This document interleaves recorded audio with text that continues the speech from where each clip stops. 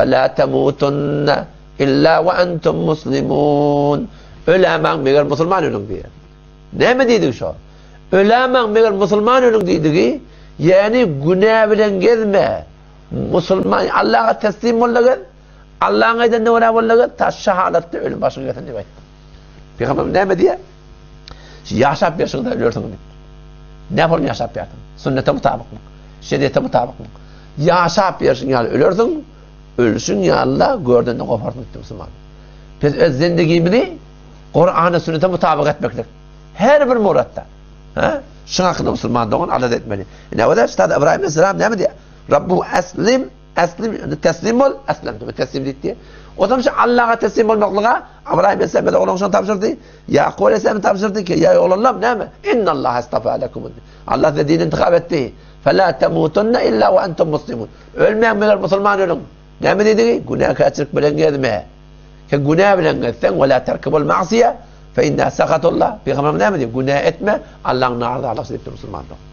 O zaman şu taydan kabristanı köpten köp varmış. Zamanla Müslümanlar ne mi yattan çıkıyor? Ölüm yattan çıkıyor. Ölüm yattan çıkıyor ki ölümden sonra mı fikirlerine? Ölüm yattan çıkıyor. Şu an edabet. Eğer şiyakayım bir gürümüz otururken bir imtihanlar. Haçan gittin ki damalıyım. Ölüm haçan gelecek oldu. Geçen haftasını biz bari yatık böyle karşı. Kuşlara karşı bari yakar. Buradan ne desem benen? Buradan dehçer sakıştır. Bir sahibi önce olan 5 tane sakası var. O gitiptir. Ölüm her yerde vatan gelecek.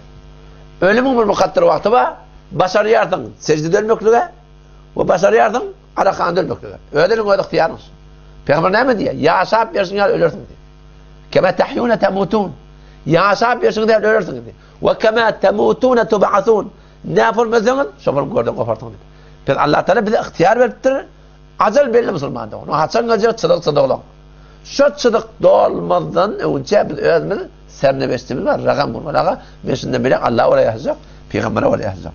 Allahu Rabbi والإسلام ديني ومحمدا رسول الله ويقيني أدنو إليه